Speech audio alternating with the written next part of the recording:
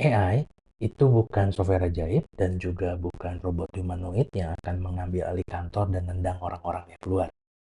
Dalam beberapa menit, saya akan berikan penjelasan lengkap tentang AI, ML, LLM, dan Vision agar nggak bingung lagi. Plus, gimana sih Anda bisa caranya memilih teknologi yang tepat tanpa pusing untuk teknisnya.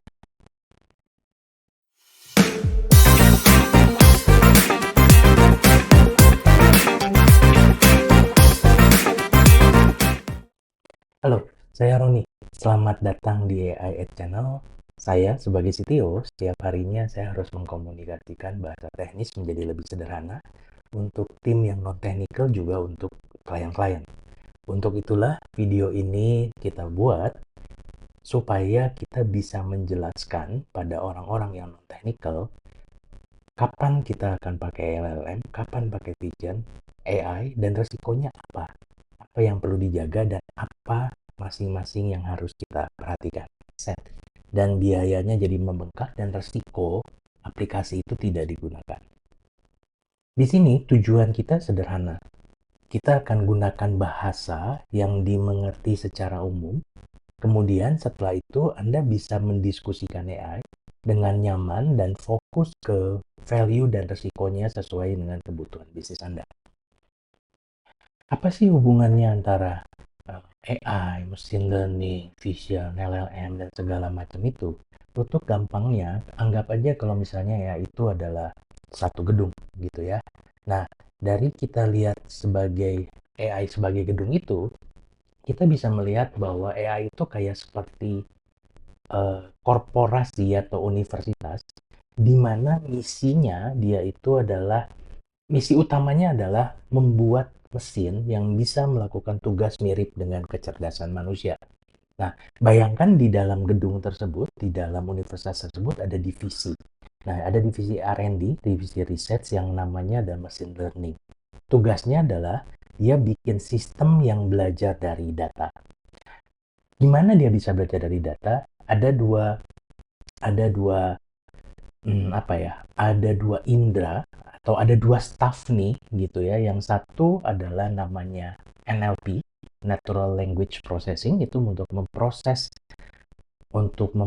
bahasa, dan kemudian ada Vision untuk dia bisa memproses gambar gitu ya. Jadi kalau kita lihat AI sebagai korporasinya gitu, di sana ada machine learning divisinya, ini divisi yang paling keren nih, masih banyak divisi lain kalau di perusahaan kan.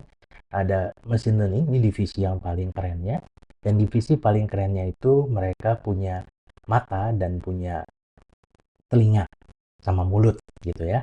Nah, apa hubungannya dengan LLM? Nah, LLM itu kita bisa bayangkan sebagai hasil atau produk yang paling top dari divisinya NLP ini. Spesialisnya dia adalah dalam pemahaman teks. Jadi dia paham konteks, dia bisa merangkum, dia bisa menulis, dia bisa berdialog gitu. Dan bahkan saat ini itu udah banyak yang istilahnya itu banyak yang multimodal. Dalam artian dia bisa teks, bisa gambar. Jadi kalau seperti itu kita bisa melihat bahwa AI itu adalah payungnya gitu ya, payung besarnya.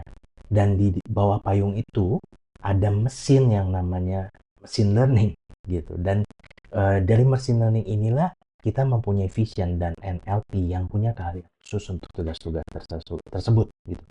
NLP adalah salah satu produk yang dihasilkan dari sana. Jadi jelas ya, kalau kita lihat seperti itu adalah AI itu kayak toolbox software yang canggih gitu. Tool ini itu jago menganalisa data, dia bisa mengotomatisasi tugas, dan juga dia bisa bikin konten. Artinya, kita bisa mempersonalisasi marketing, kita bisa pangkas beban kerjaan, dan juga kita bisa streamline operasional dengan menggunakan AI. Jadi, kalau kita lihat di dalam AI tersebut, kita bisa melihat ada sesuatu yang generalis, ada sesuatu yang spesialis. Nah, ini tuh hal yang perlu Anda camkan baik-baik, karena sesuatu yang generalis itu dia bisa melakukan sesuatu yang bersifat umum, sehingga pada saat dia dipaksa untuk melakukan sesuatu yang bersifat khusus, hasilnya tidak sebaik yang spesialis. Sama kalau kayak Anda ke dokter umum gitu. Di dokter umum ya dia akan memeriksa Anda, dia jago, pintar gitu. Tapi pada saat dia membutuhkan solusi tentang kesehatan Anda yang berhubungan khusus dengan jantung misalnya, dia akan mereferensikan Anda pada spesialis jantung. Demikian juga dengan AI. Seperti yang tadi dibilang, AI itu kayak toolbox. Anda bisa pilih apa yang harus kita lakukan. Coba kita lihat satu contoh. Misalnya gini, kita lihat dari dua hal aja. Yang pertama adalah LLM atau Large Language Machine, itu yang sering dipakai, ChatGPT dan teman-temannya itu adalah LLM. Kemudian ada Vision, spesialis. LLM itu adalah yang generalisnya, gitu. Nah, kalau kita lihat, dia itu kuat di fleksibilitas dan kreativitas. Makanya pada saat prompt Anda berubah, tugasnya berubah, dan kemudian Anda bisa tetap di-handle dalam satu AI tersebut. Misalnya kita buat konten Q&A, atau kita bikin chatbot, atau kita ngajak LLM itu untuk brainstorming. Tapi generalis ini bukan tanpa resiko. Gitu. Generalis ini dia mempunyai resiko. Resikonya adalah halusinasi, jawaban yang enggak konsisten, gitu. Terus tergantung dengan besar AI, parameter AI tersebut. Jadi semakin besar AI-nya, semakin pintarlah dia, gitu ya. Jadi ini berhubungan dengan apa? Ini berhubungan dengan biaya. Semakin besar AI-nya, harganya semakin mahal. Jadi, untuk kita bisa mendapatkan hal yang terbaik dari sesuatu yang generalis, kita perlu untuk membuat satu verifikasi dan guardrail tertentu. Nah, apa bedanya dengan si Vision ini nih, yang spesialis gitu ya? Spesialis itu dia akan sangat kuat di akurasi. Kecepatan dan outputnya pasti terstruktur. Tapi hanya untuk satu tugas spesifik. Contohnya adalah kalau kita ngomong tentang AI Vision untuk quality control misalnya. Ya dia hanya bisa dipakai untuk quality control. Begitu kita masuk ke inventory counting misalnya, ngitung inventory, ya dia nggak bisa. Karena emang sudah dibuat khusus untuk quality control. Demikian juga buat OCR gitu, atau buat keamanan. Sekarang banyak kan gitu, orang difoto buat keamanan gitu ya. Tugas dia hanya itu.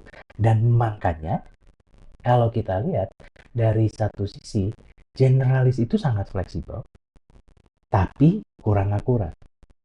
Di sisi lain, yang spesialis itu adalah bisa sangat akurat, tapi ya nggak fleksibel sama sekali. Jadi trade-off-nya adalah di sini adalah tentang fleksibilitas. Gitu. Si spesialis ini tentang fleksibilitas. Kalau kita ganti domainnya, kita butuh untuk melatih ulang AI-nya dan butuh data baru untuk dia bisa bekerja. Jadi, tuh sekarang yang harus kita lakukan apa? Kapan kita akan memilih kita pakai generalis atau kita pakai spesialis? Kita akan tanya pada diri kita sendiri. Tanya 3 hal ini. Tugasnya kreatif dan terbuka, atau kita perlu tugas yang sangat spesifik dan presisi? Kalau tugasnya kreatif dan terbuka, udah pasti nih larinya ke generalis yang tadi ya, larinya ke generalis. Dalam hal ini contohnya adalah LLM. Gitu. Tapi kalau kita butuh yang sangat presisi, kita harus presisi dan spesifik gitu. Kita harus gunakan AI yang spesifik juga, yaitu spesialis. Nah, kalau kita lihat konsekuensi salahnya rendah atau tinggi. Dalam hal ini kalau dia salah dikit-sedikit ya sudahlah, nggak apa-apa. Gitu. Kayak misalnya kalau orang menjawab bisa saja salah, tapi salahnya nggak akan nggak akan eh, nggak akan eh, meresikokan bisnis dengan besar misalnya. Ya sudah, itu kita bisa pakai generalis. Tapi kalau kita orang nanya tentang berapa jumlah uang kita di bank gitu, misalnya ke chatbot gitu ya, uang kita di bank. Nah kalau kita itu sangat sangat harus presisi, ya kita harus pakai ya ada spesialis. Terus apakah kita butuh untuk proses sesuatu yang eh, menggunakan teks? Sudah pasti kita akan butuh LLM gitu. Apakah kita membutuhkan data yang lebih terstruktur? Pada saat kita membutuhkan data struktur, LLM itu agak sulit dipakai untuk hal itu. Kalau seperti itu, jika kreatif konsekuensinya rendah, butuh bahasa, udah gitu kita udah pasti gampang. Ya sudah, kita pakai LLM aja. Tapi jika kita butuh presisi, konsekuensinya besar, dan butuh hasil yang struktur, kita harus membuat AI yang spesialis. Contohnya kalau kita buat image ya, kita buat vision AI. Kalau kita contoh yang sekarang gitu ya. Kalau Anda melihat seperti itu, kita bisa melihat bahwa dalam satu use case pun, penerapan use case untuk satu divisi yang sama pun, itu bisa berbeda loh kebutuhan AI-nya. Contoh kita lihat dalam divisi marketing misalnya. LLM itu bisa buat konten, dia bisa menganalisa gambar, tapi butuh vision untuk menganalisa visual tentang produk apa yang ada di rak atau menghitung jumlah orang yang ada. Itu butuh butuh butuh spesialis gitu. Jadi kalau kita lihat bahkan di divisi yang sama pun itu eh, bisa saja membutuhkan AI yang generalis, bisa aja membutuhkan AI yang spesialis. Customer service contoh lainnya. LLM untuk apa ya, chatbot atau agent yang jawabannya pertanyaan-pertanyaan umum tentang perusahaan, itu nggak masalah. Tapi dia butuh AI yang spesialis, walaupun sama-sama teks, untuk memverifikasi identitas misalnya. Atau untuk menjawab tentang klaim-klaim sederhana dari klien. Kalau kita melihat seperti itu, nggak semuanya mampu dikerjakan oleh LLM dengan baik. Jadi bukan artinya LLM nggak bisa mengerjakan, tapi kata kuncinya di sini adalah dengan baik. Jadi kalau ada yang bilang ke Anda gini, AI itu sama machine learning, sama deep learning, ini salah. AI itu payungnya, machine learning metodenya. Deep learning itu teknik canggih yang ada di dalam machine learning. Atau ada orang lagi yang bilang gini, AI itu bisa berpikir seperti manusia. Ini juga uh, enggak gitu. Ini juga enggak. Ini mesin pemodelan pola. Oke, bukan makhluk yang punya kesadaran. Ya mungkin at least untuk saat inilah. Bukan makhluk yang punya kesadaran. Terus ada juga orang yang nanya seperti ini. AI itu pasti objektif. Sering kan dengar kayak gitu. Gunain AI aja, AI itu pasti objektif. Ini bisa enggak, bisa iya gitu. Ya tergantung. Tapi kalau kita menggunakan LLM sebagai kata ganti dari AI ini, itu nggak terjadi dengan secara otomatis. Gitu. Kenapa? Karena datanya bias. Datanya bisa bias. Kalau datanya bias, outputnya akan bias. Ya tergantung. Anda tahu LLM ini di dilatih dengan data apa? Ya Anda pasti tahu lah, LLM dilatih dengan data yang sangat besar gitu ya. Semua pengetahuan yang ada di dunia ini dilatihkan ke dalam LLM. Iya, tapi jadinya nggak spesialis. Jadi kalau ditanya objektif apa enggak, ya bisa objektif apa enggak kan? Orang kalau di internet juga bisa ngomong sesuatu yang terjadi baik atau buruk. Jadi LLM itu enggak secara otomatis itu objektif. Kemudian gini, LLM itu suka bohong loh. Bukan, itu bukan bohong. Itu bukan bohong. Tugas LLM itu adalah memprediksi kata yang paling mungkin keluar dari satu kata lainnya. Makanya ini perlu verifikasi, terutama kalau istilah saya gini, terutama kalau itu high stake gitu ya. Kalau ini itu begitu ya, critical, LLM itu butuh di double check. Butuh di double check. Jadi bukan bohong, tapi ya itulah yang ada, yang inherent di dalam LLM. Ya, memprediksi gitu. Tadi saya bilang di depan bahwa sesudah Anda tahu dengan benar istilah apa itu AI, apa itu machine learning, apa itu deep learning, apa itu LLM, apa itu AI generalis, apa itu AI spesialis, kita kasih contoh dengan LLM, kita kasih contoh dengan AI vision. Terus udah gitu, gimana caranya Anda untuk mulai menerapkan AI dalam perusahaan? Kita perlu menjawab 5 pertanyaan ini. Anda bisa catat, ya nggak usah catat ya, Anda bisa balik lagi lihat, tonton video ini. Kita harus lihat masalah bisnisnya apa. Matriks untuk kesuksesannya apa? Apakah waktu, biaya, akurasi, atau revenue? Resiko salahnya apa aja? Dan siapa yang bertanggung jawab kalau kesalahan ini terjadi? Dalam hal ini bisa dibikin kayak gini, siapa yang harus jaganya nih si AI? Siapa yang harus jaga? Gitu ya. Sama kayak kita punya punya pekerja. Punya pekerja itu kan nggak kerja dengan sendirian. Dia ada yang jaga. Dalam hal ini misalnya kalau kita punya staff ada supervisornya.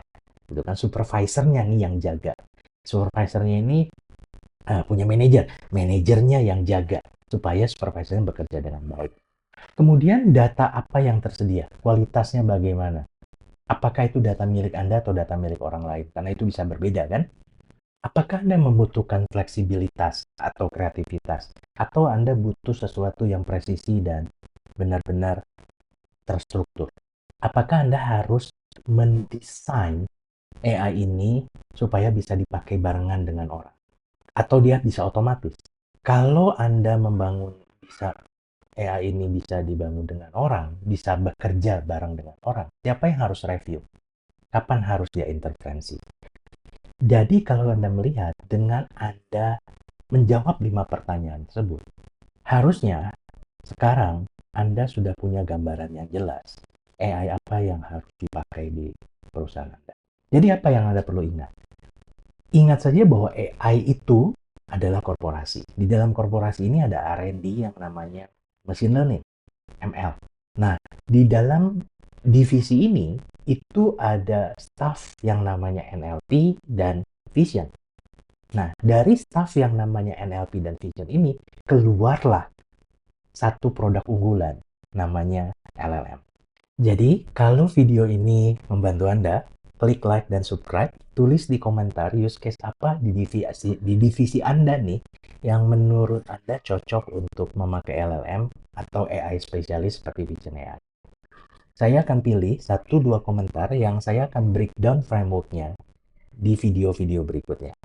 Kesimpulannya adalah AI itu toolbox, kita tetap yang pegang kendalinya, kita yang mau pakai toolbox-nya, jadi jangan takut sama AI-nya. Sampai ketemu di video berikutnya.